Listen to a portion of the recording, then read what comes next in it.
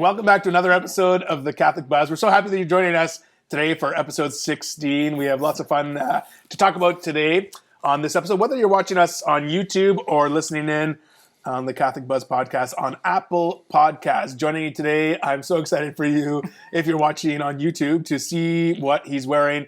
Josh Sullivan.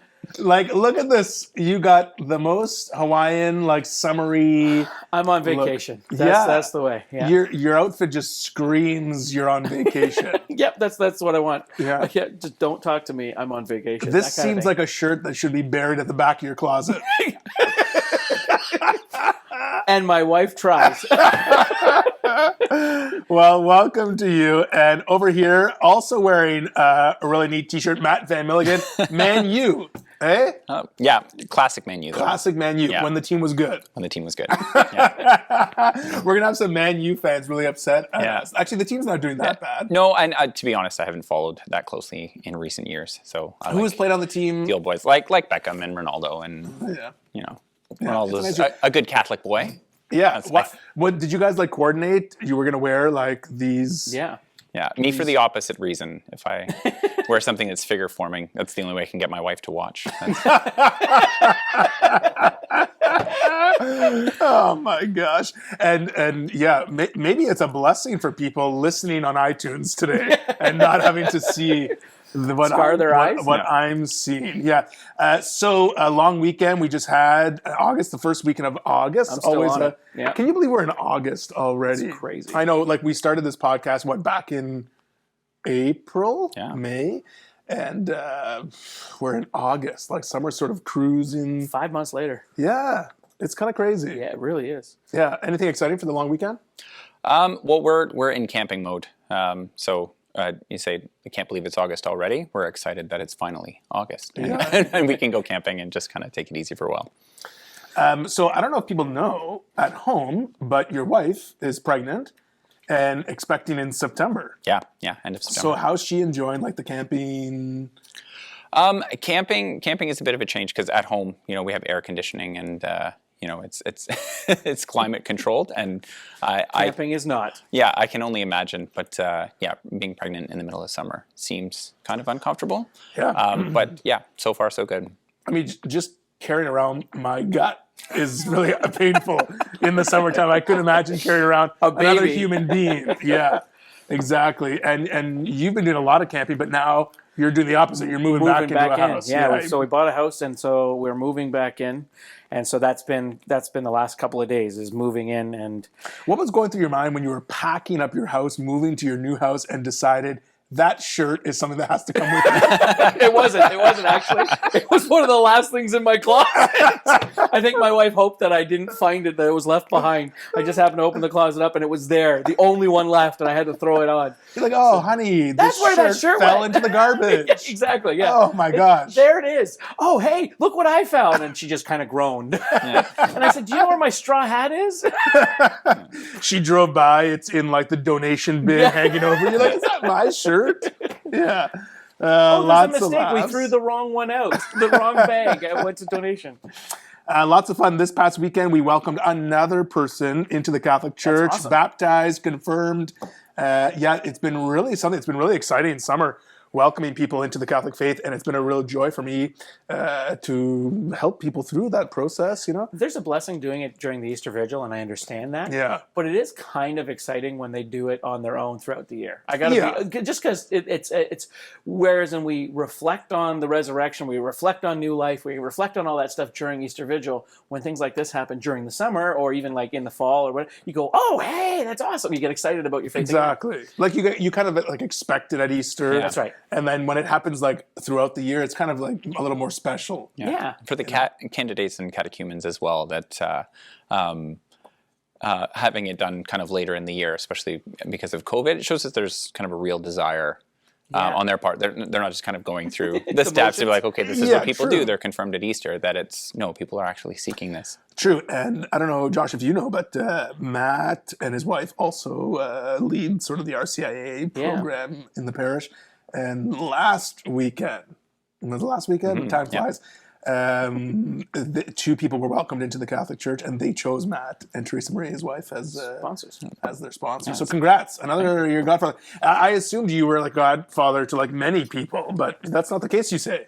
Not too many. Yeah. I felt like you'd be the first pick for people becoming Catholic. Yeah. Well, that with our family, it tends to go in cycles. And we're like, okay, who has what's the count and who now? doesn't have kids 20, at that time? 27 grandchildren or something like 27 that. going now. It's on a rotation basis. That it's like, okay, this person only has 6 godchildren. Yeah. There's like a little chart. Yeah. Okay, so today we're going to be talking about something that maybe people would expect us to talk about, and that's Jesus. The man, the myth, the legend. Exactly. The person of Jesus. Sunday School, the sequel. Yeah. And maybe people are wondering why we're talking about Jesus, but why not be talking about Jesus? Because I think there's a lot of, maybe not a lot of confusion, but there's some misconceptions about who the person of Jesus was, his humanity, his divinity, the person of Jesus that we've come to know in our own spiritual life, the person of Jesus who's existed before all time and all these different things. So I think it's worth diving into the topic of Jesus. There was a study done in Britain, and this is when I just did a little bit of research about this before we were talking about it today. And so they said that 20%, it was a university study, and it was just of England, and not necessarily, I was trying to find Canadian or United States and stuff, but it wasn't. But it was in England, 20% of people, not necessarily Catholics, just everybody, 20% believed that Jesus was a fictional character, like didn't actually exist. And so I think that's a great topic to talk about now, because even I think if you ask most people, Jesus was some guy in the back. They kind of believe it, but I think there are actually people out there that actually doubt his existence right now, that whether he didn't actually exist out there. And I think that's a good way that we can actually show and we can prove and we can talk about today that he did exist. We know he existed, and I don't think historians, Matt, maybe you can tell me more, but there isn't really many historians that would refute Jesus' existence. Of course not. Yeah. But the reasons why I think a lot of people, not that they don't believe that he exists, but they maybe just expect him to be a fictional character because they think that he can only be proven from the Bible. Okay, so Christians made up this book that talks all about this good guy that scares people into believing and following them. So a lack of belief in Jesus is people's lack of belief to adhere to the Bible, let's say, to believe the Bible. That's right. Or the church. The church. The church made up the Bible, which made up this character called Jesus so that everyone would follow the church. Yeah, because there is a lot of hostility towards the church. Yeah. A lot of hostility towards sort of Bible thumping Christians, if you will. So maybe that has something to do with that they just don't believe Jesus exists. That number though, 20%, to me, that's a really big number for people to say that he did not exist. Yeah. And for some people, like through no fault of their own, living in kind of a post-Christian West, or we talked about in earlier episodes, people being removed from kind of a biblically literate kind of family or culture. That they're not really faced with the question of whether Jesus existed historically or not, so they don't really have a strong position on it. Either way, or it's like, well, I don't have any real commitment to whether or not he existed historically, so it's easier to just not, because then you don't have to commit. Yeah, and on that note, like the Bible is not the only place where you read about the historical Jesus. No, I think so. That's actually one of the reasons why I think people. Some of the things we know about Jesus, we take facts that we kind of know about Jesus, or things that we know about Jesus, maybe from the Bible, but we know that Jesus wasn't royalty, right? He wasn't a king, he wasn't a fighter, he wasn't a general, he wasn't any of those things. If he was one of those things, there would be records, specific records about him written, but he wasn't. He was a peasant in a Jewish community run by Romans. And so, like, all those things go to that. Like, he was the lowest of the low. He was born in a stable. I mean, we know that kind of stuff. But he's the lowest of the low. So no one's writing about this guy. And he didn't leave a heritage or heirloom of things. So like if he was born a nobody, but then became somebody, and then left behind all this treasure, there's a path of the treasure to follow. Like, or if he made something huge, but he didn't. Everything about him was passed on through humans, right? Like, so it's kind of cool that there is no. First of all, we don't have bones for him, and our faith explains that one. But also that there is no record. Like some people say, well, there's no record of him being born. Well, yeah, but why would they record a peasant being born in a lower society community? No, there wouldn't be. But some of the cool stuff is outside of the Bible, there are people that write about him. And these are people that don't have a reason to, like Romans and Jewish historians, that don't have a reason to talk about this Christian. Because if anything, the Jewish faith did not like the Christians at this time. And the Romans did not like the Christians at this time. They were killing them and everything else. So, yeah, I think it's well documented that, especially like you said, maybe not early on, but definitely later when Jesus began to make sort of a scene in the world, that the Jewish people, the Romans, they took note. They took note. Of they had to. Yeah. And so his existence is well documented even in their literature. Yeah, and I think coming back to what you were saying, that this is kind of corroborated by the secular histories surrounding the events of the Bible as well. So I think you have a list there, but someone like Josephus, who's a first century Jewish writer, talks about early Christians and this man who was persecuted by the Romans, and you have historical events in the Bible. So you're talking about being born in a stable. There's a historical record of first of all, the context that you have a secular Judean authority existing underneath the purview of the Roman Empire, and that a census was taken, and you have sort of the events that become the context of the New Testament. And I think, historically, if you're looking at sources outside of the Bible, that there's as much reason to believe in Jesus historically as basically any other historical figure from the ancient world. You have like Julius Caesar or Socrates or any of the which we can see kind of in hindsight when we're looking at kind of documented history since. We have apostolic succession, so we have a clear line of the successors of the apostles. But a lot of people, I don't think about that before. So you have something like the Septuagint, which is the Greek compilation of what is the Hebrew Bible that was written between like 350 and 275 BC, where you have all of the kind of major and minor prophets that are predicting the coming of Christ. That if this is just kind of a conspiracy, made up by a bunch of first century Jewish fishermen, which is unlikely in and of itself, that's extended over the course of 400 to 600 years that they're laying the groundwork for this to happen. Exactly. Which I don't think a lot of foresight to it. A lot of people. That's okay. We'll start this, and 400 years later, we'll create this character.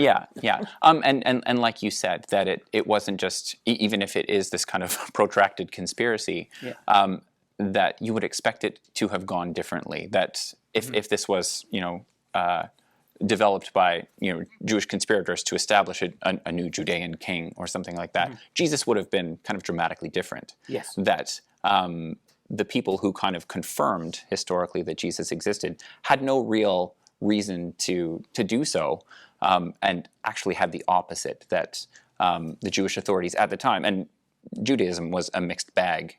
Of everybody. At during the first century, that everything was done by the Romans to suppress this narrative early on.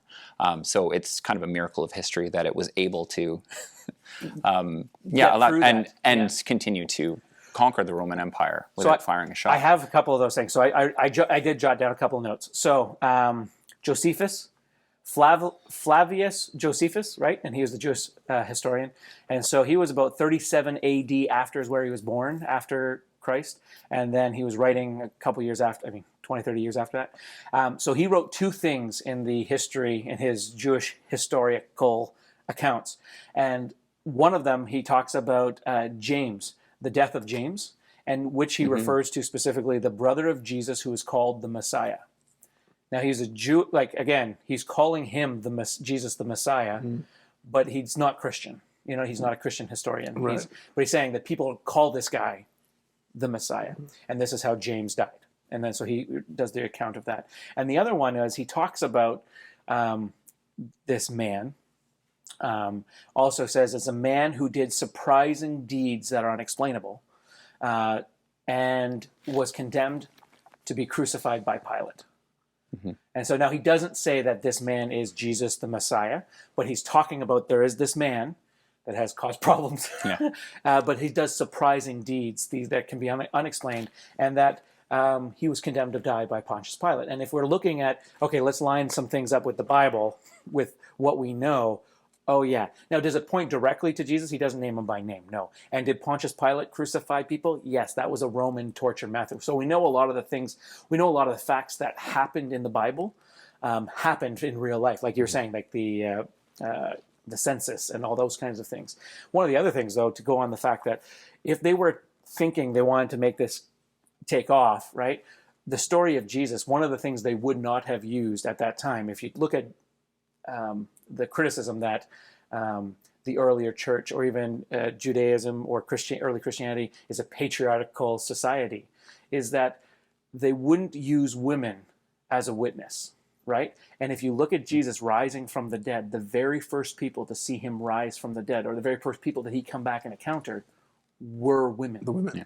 And so the women were the witness to say, well, if they wanted this, if it was a fake thing, it was just a bunch of fishermen that made that fake thing up, and maybe Jesus didn't rise from that, they wouldn't have used a woman as the witness. They would have faked a man, because in that time, a man, like it was a man's encounter that could be testified in court. A woman couldn't testify in court. And so a woman's encounter wouldn't. So like just all those little things that don't make sense if you were making this up. You would make this a solid alibi, I mean a solid excuse or a solid story, right? So it's kind of cool that you can go back and see that. The other guy, though, so that was Josephus. The other one was Tacitus.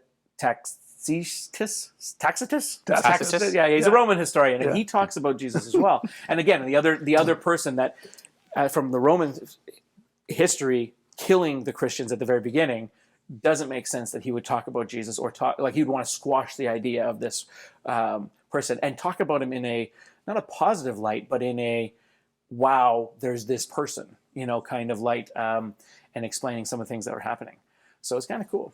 Yeah, and I think too, even from like those are basically non-Christian believers writing about the presence of Jesus or the existence of Jesus, and the stories in the Acts of the Apostles, for example, I know it's biblical, but even like the writings of the Acts of the Apostles match up with historical truths that were present in the time after Jesus' death. So the apostles that were sort of going around and living the life that, they've given their life to Jesus. Now they're living this new life that they have. And what happened to most of them? A lot of them suffered. And a lot of them died, were killed. Martyred. Yeah. They're now those killings, those martyrdoms are recorded in historical history. Historical history. Outside the Bible. I'm such a shame to Matt. He's like, Matt's shaking his head.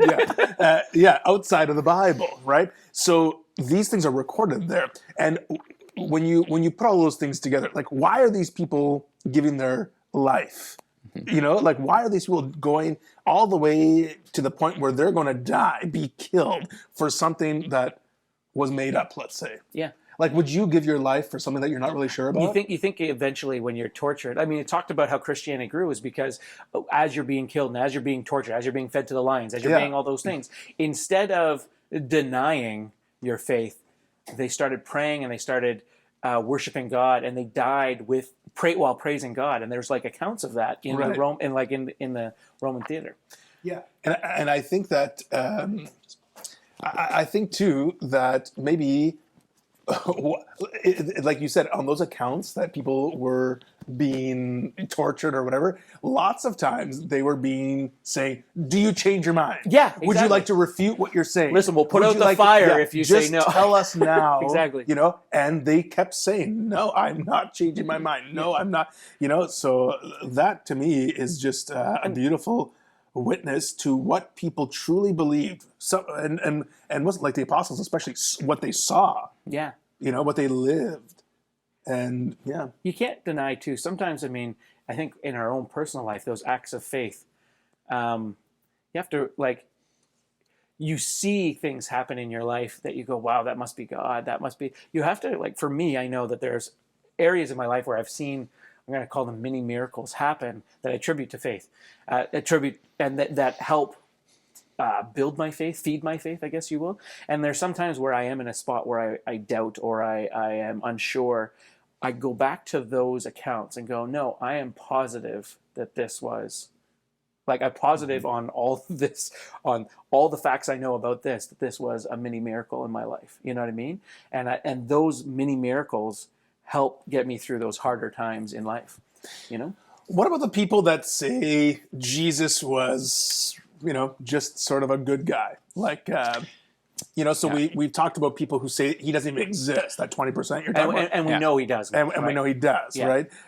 So what about the people who say that, okay, he does exist, and he was kind of like a mix between a great social worker, and maybe even part magician, so he or healing guru or something. Yes, exactly. That's a medicine man. That's a much more interesting question for me, because it's even a lot of kind of secular historians, who know their stuff, don't really deny the existence of the historical person of Jesus. It's just a question of whether or not he was who he said he was, whether or not Christianity, the emergence of Christianity, was just a historical event, or if there's actually some miraculous aspect to what he did.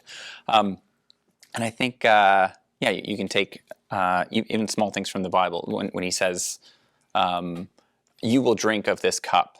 And we referenced it in our podcast about suffering. That is he's kind of telling the story of the early church throughout the apostolic age and into all the way up to the point where Christianity was adopted by the Roman Empire. That it's that you will participate in my suffering because the world doesn't understand who I am. Yeah. So you can point to things like that. You can point to the miraculous historical event that Christianity conquered the Roman Empire, which was the prevailing military force since the Greek, or for hundreds of years, with no military force, and that's something that can only be done with historically noteworthy. Yeah. Something that can only be done with divine intervention, and not just. Yeah, and there is a tendency. We said that some people have no real commitment or no real stake in whether Jesus was a historical person or not, but there is a real kind of effort made to diminish the person of Jesus, to say he was just a historical figure, he was just a nice guy, or this teaching guru. And I think we can point to kind of the anomalies around his life and in the early church to say that there was definitely more. You're not able to kind of explain away the miraculous part of the Gospels. You're not able to explain away the miraculous part of the history of the church. You talk about Eucharistic miracles and the canonization of early saints and kind of confirmation of the supernatural in history. Mm-hmm. So being kind of in the post-Enlightenment, post-scientific revolution West, we kind of want to remove all reference to the supernatural from our histories. True, yeah. At some point you have to encounter the person of Jesus, that if he was who he said he was, that challenges us to really look at ourselves, who we are, who his establishment of the church, what the church is, because it's not something that we can just explain away as just this distant historical event. That's true. And when we reflect on who he is and on who we are too, that's what the people who are around him were doing too. That's why when we were talking about people who give up their life, who just accepted death for Jesus, they weren't doing it because he was a good guy. Yeah. They weren't doing it because they were like, oh, he was a cool friend to have. Like, God bless my friends. I love them to death. But, am I going to give up my life because of a cool buddy of mine? Like, because I want to be part of this social club. Right. So if these people realized who Jesus is, mainly from two reasons: what he said about himself and what they saw with their own eyes, right? And then we have to hear and see the same things as well. I think so. That's where I think C.S. Lewis's argument, Lord, lunatic, or liar. I mean, Jesus was one of three things. If he said who he is, so he's either the Lord, he's a lunatic, or he's a liar. And what we can look at is some of the evidence that we see in the Bible is if he was a lunatic, well, he could say whatever he wanted to say. So he says that he is God or the Son of God, that God's his Father. He says these things. He's performing miracles and stuff. Eventually, people figure it out, right? And then eventually, like, people walk away. They don't, like, he doesn't have thousands upon thousands of people, and then the faith doesn't just continue on a lunatic. You have a couple, you have 20 or 30 or whatever, but you don't have a whole horde of 2,000. Would it be people. like the same thing? Like, even in recent history, you've had people who claim to be the second coming of Christ. Yeah, exactly. Yeah. And it grabs attention at first, and then people kind of laugh it off, and then you never hear about them again. Right? Exactly. That's kind of the same. That's my thought. That's the lunatic part, right? That's the lunatic. Yeah. Or the liar part. And so lunatic or liar, either if he's a lunatic, he believed what he said.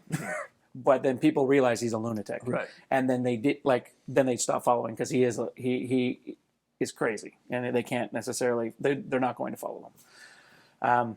Or he's a liar, meaning he knows he's not the Son of God. He knows he's not God, but he's saying it to try to con people into it. But again, the same kind of thing. People have done that in the past, second coming of Christ or whatever the case may be, and the con goes by the wayside. People do discover the truth. The truth always comes out, always comes to light eventually. Give it time, and the church has lots of time on its hands. And so if he's not a lunatic and he's not a liar, and these people are seeing things and they're giving their life for these miracles that they're witnessing and that kind of, then he must be who he says he is. And that's where he goes. If he is who he said he is, then we must be who he said we are. And then we also must be worthy of what he said we're worthy of, but we're also held accountable to what he said we're accountable. So just quickly here, let's just throw them out. What are some things Jesus said about himself?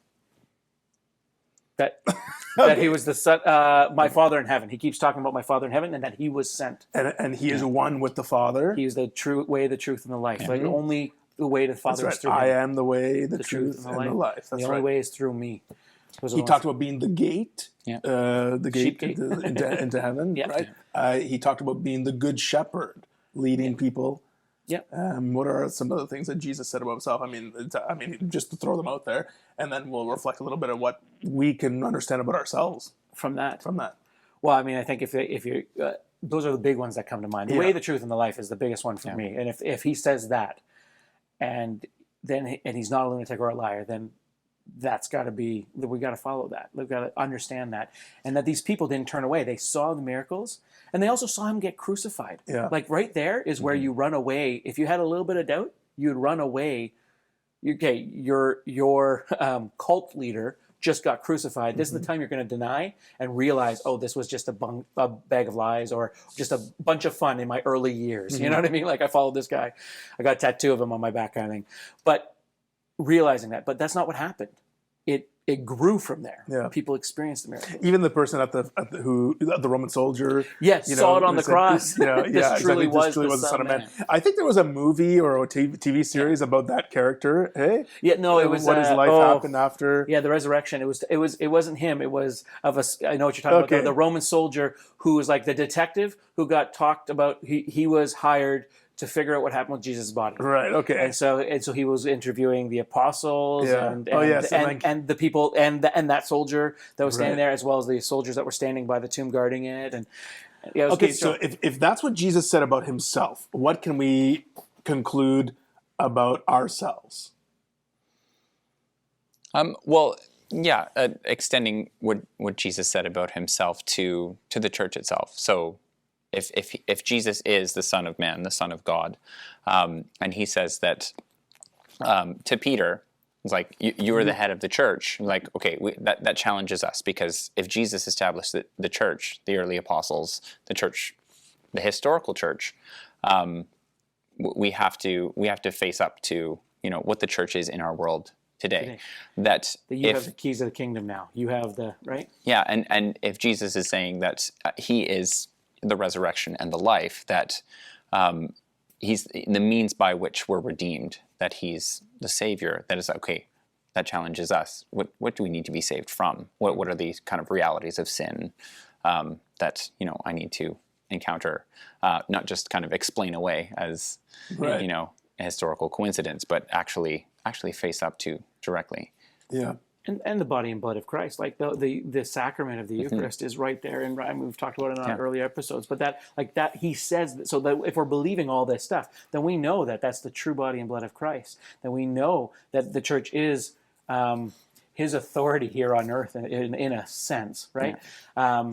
That there's that apostolic succession, like you said, and so we can follow all that down to being okay. So, like, we got to look at this a little bit more seriously, that God did put a plan in place. Yeah. Obviously, we couldn't get back, like, we weren't doing a good job thousands of years before Christ. God wanted us. He sent prophets. We got a lot of stories there about the Israelites wrestling with God over their faith with him.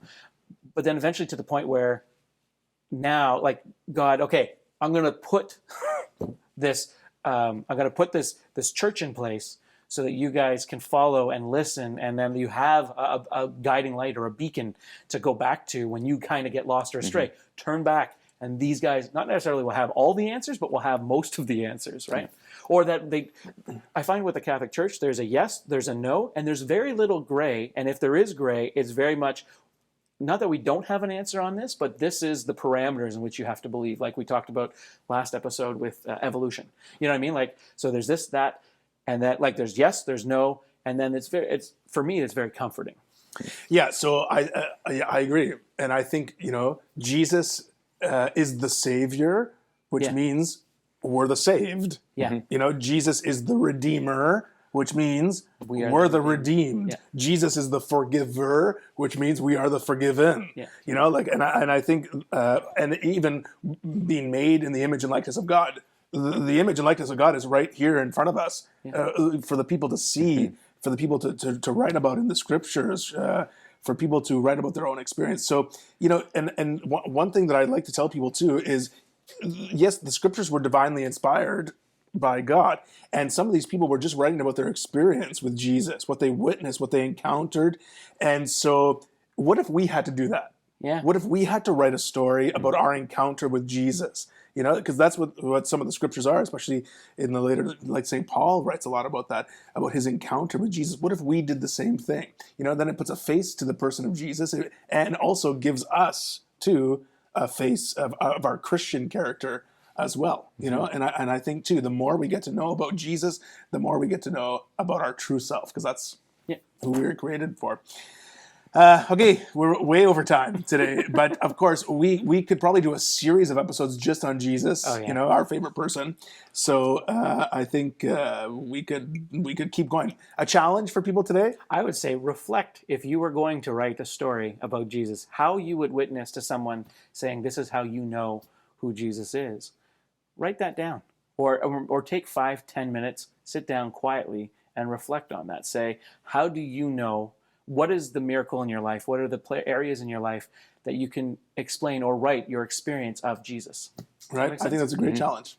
I can't wait to read your story, Matt, next week. Thank you for joining us on this episode of The Catholic Buzz. As always, you can always send us an email at thecatholicbuzzpodcast@gmail.com. Send us your questions, comments, anything else you want, ideas for future episodes as well. Thanks for joining us today. For Josh Sullivan and Matt Van Milligan, I'm Father Daniele, and we'll see you next time on The Catholic Buzz.